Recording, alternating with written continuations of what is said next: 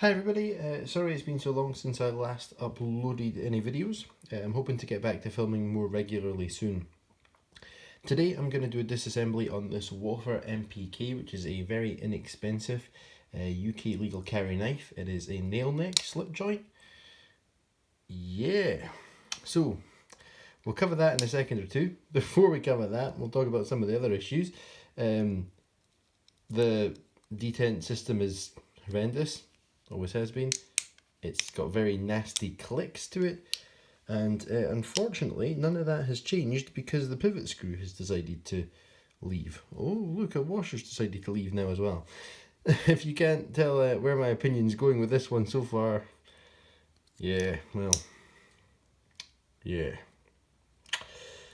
So anyway, let's try and get into this knife before it disassembles itself anymore.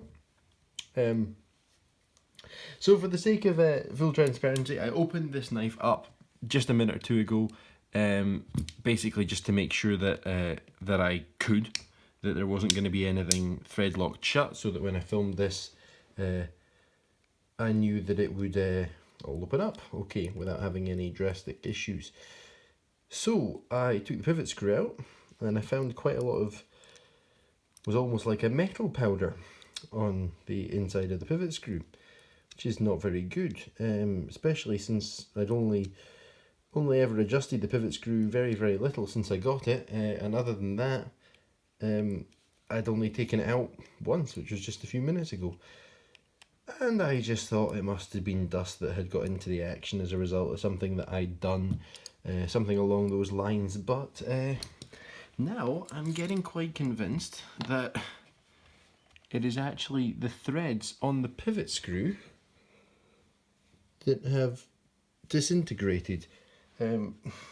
Since I don't really care about this blade at all, I'll just slide it down the side here so you can hear that, well, you can see that it's not really catching, so there can't be very much in the way of thread left there. And yes, I absolutely agree that you shouldn't do that with a knife, but that relies on me classifying this thing as a knife, which I am not yet sure that I do.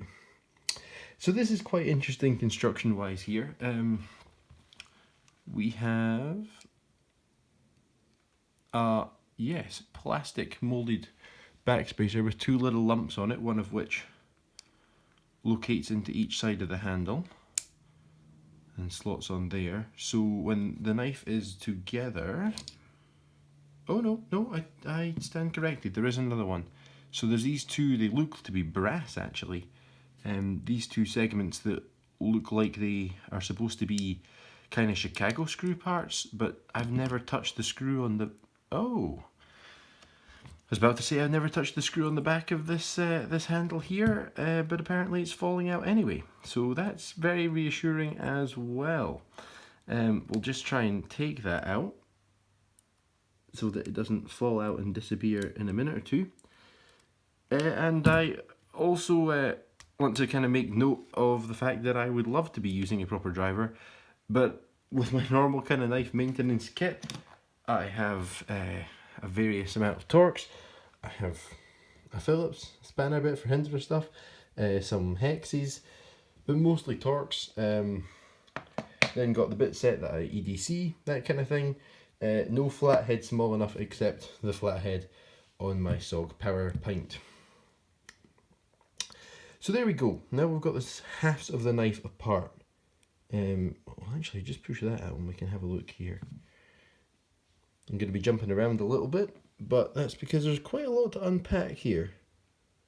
So this is essentially a kind of pivot barrel. Wow, the machining on that is poor.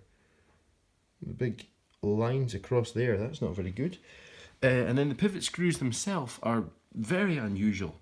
They're these, well, you can see yourself, they're essentially three flatheads smooshed across one another, which is just a really silly way of making a screw, in my opinion, on the basis that you're not getting any advantage from doing that instead of something like a Torx or basically any other set of screw.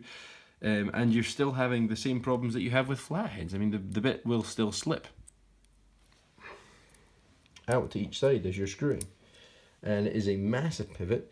And because you've removed the chunk in the middle, smaller flatheads, you can see this one when I position it in the middle, there's a big chunk of it not actually making contact. So you've just made the pivot screw more complicated to produce and less likely to stay together, more likely to strip out.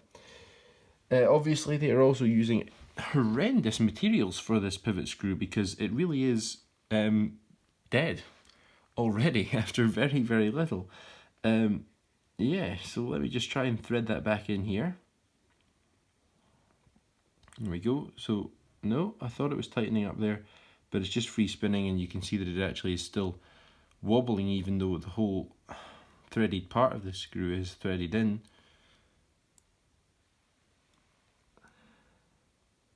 It's catching a bit. Maybe I'll be able to get it screwed back together. We'll come back to that later.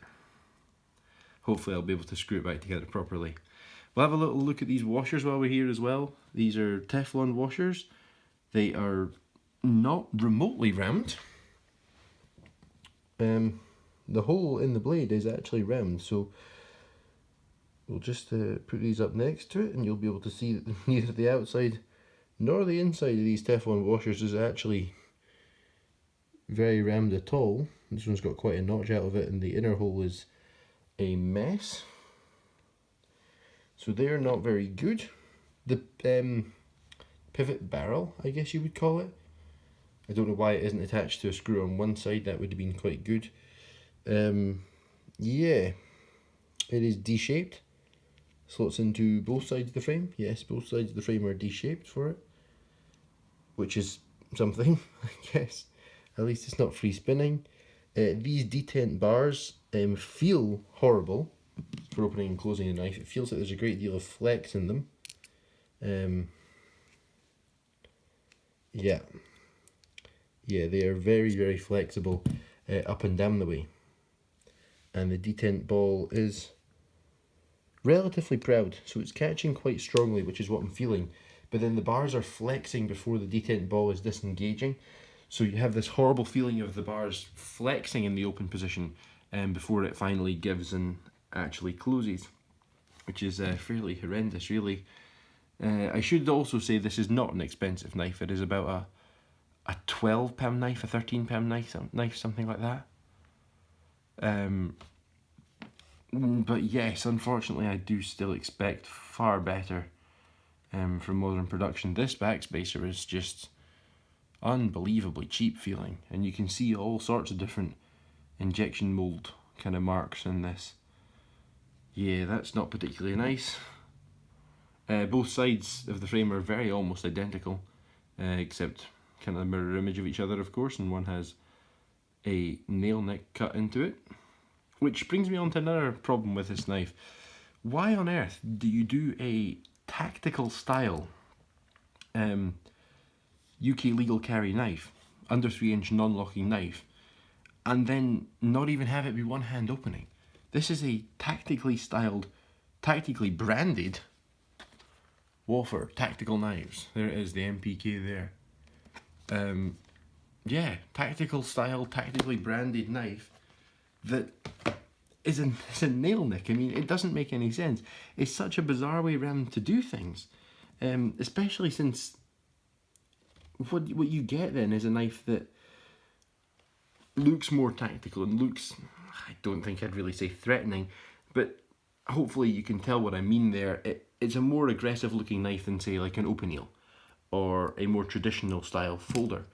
And if you're going to have a knife that looks more aggressive and has the disadvantages that come with that in terms of how people around you view the knife, then you want to at least have the function that comes with it, either ergonomically or in terms of opening and closing or something like that. You know, tactically styled knives generally have tactically styled advantages.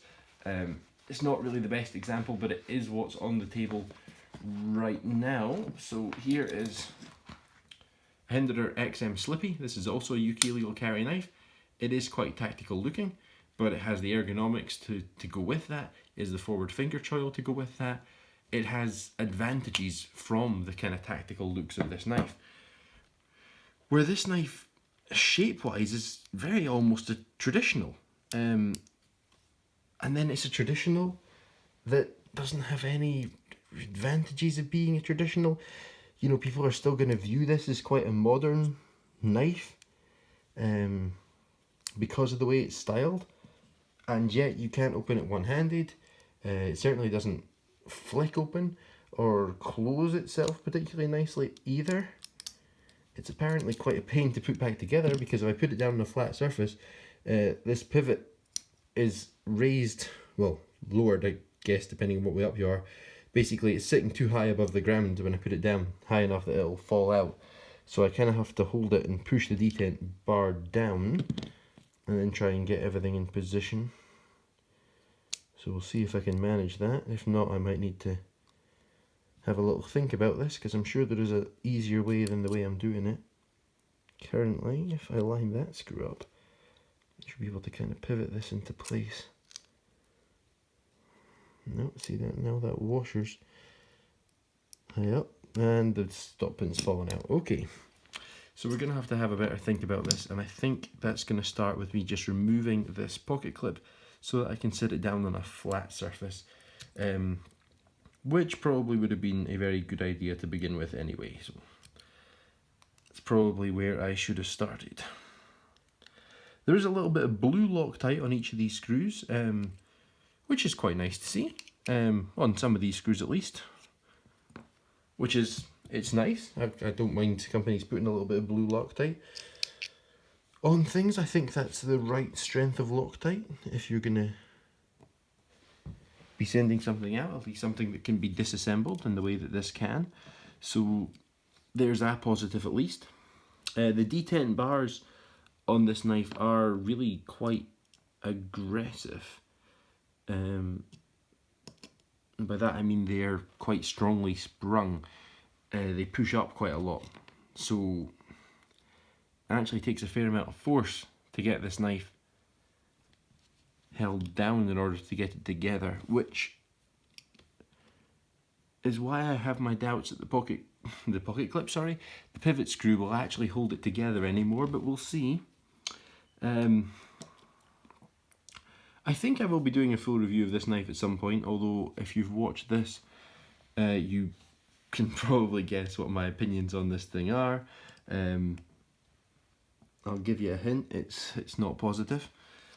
Yeah, I really can't find any redeeming qualities for this thing basically at all.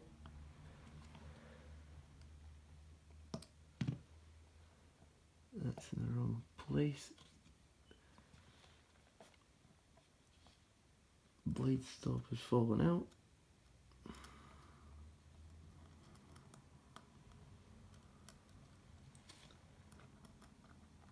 It also turns out that it's not particularly easy to put back together.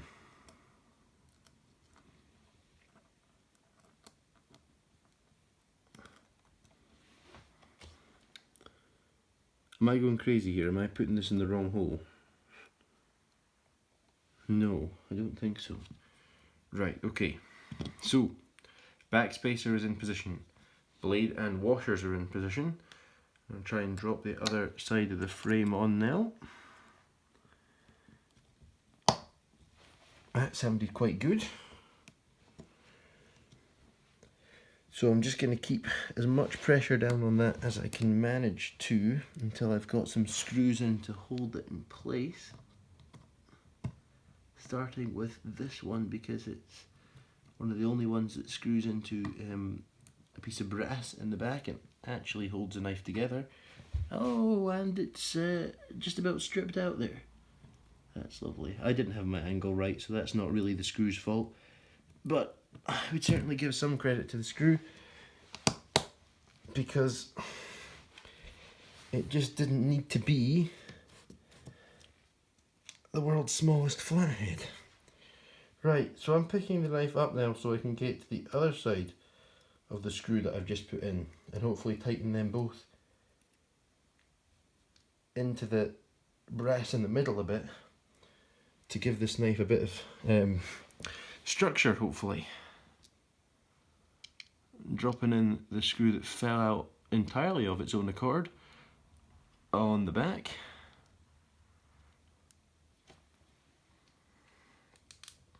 I should also say I have carried this knife for a couple of days now, at least, so, and I've had it for probably a couple of weeks now. So there is every chance that that screw has worked itself loose over time instead of coming from the factory loose.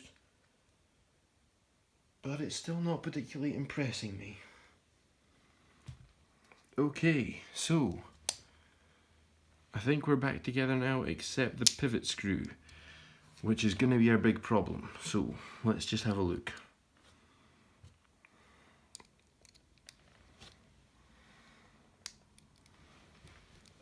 Sorry everyone, focusing on what I was doing instead of focusing on staying under the camera.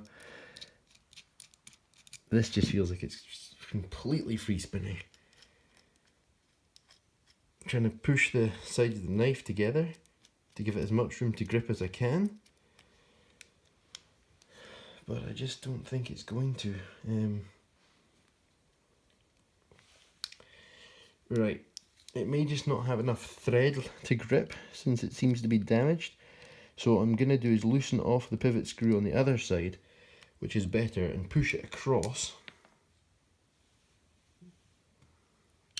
A handle screw just popped out in my hand. It's not very good. Yeah, I've loosened off the pivot on the other side. And I've pushed it through a bit, so I should have more of that pivot barrel, although I guess you would call it the pivot itself, since it's the actual piece of metal the knife pivots around. And I'm hoping that that's going to be enough to let me get enough grip on this show side pivot screw to hold the knife together, but it's just not looking like it at all.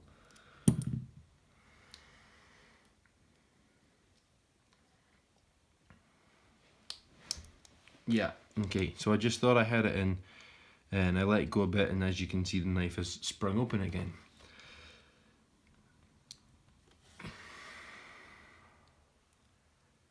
I don't really think there's anything more I can do for this.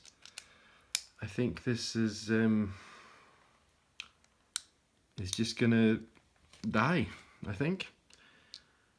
I may get in touch with Walther or whoever owns Walther. I assume it's not produced by them, but I haven't looked into that yet. Did it not say Umarax on the box? It does say Umarax on the box.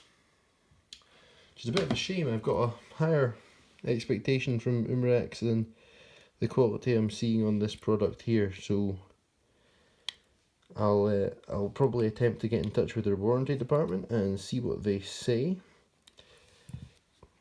about the state of this knife here, and if they're willing to send me a replacement, I will probably say, no, please just give me my money back, because to be honest with you, it was not a good knife to begin with. Whatever happens, I will probably put up another video on this knife, but in the meantime, I thoroughly recommend you don't buy one. Even when it was together and working properly, it was not a good knife. You can hear the detent. In fact, actually, now the pivot screw's off, you can see it. So if I squeeze this together nice and tight, it should act like it did with the pivot screw in, okay? And it certainly seems to, because it would hang out to about there before. Now watch the detent bar as I pull this open. See it flex right over to the side, and then it gives. So ideally there shouldn't be any flex in your detent bar, let alone that level of flex in two different detent bars. And then it was the same before in the open position.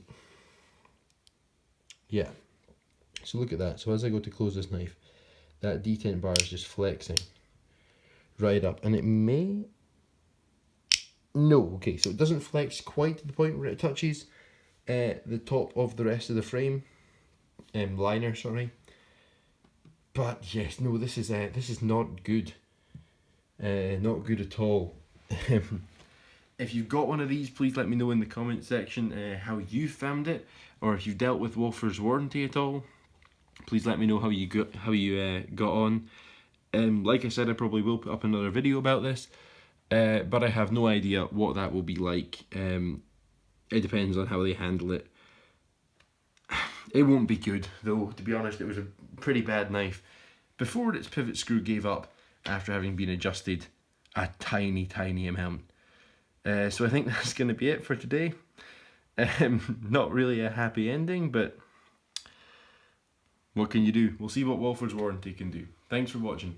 Bye bye.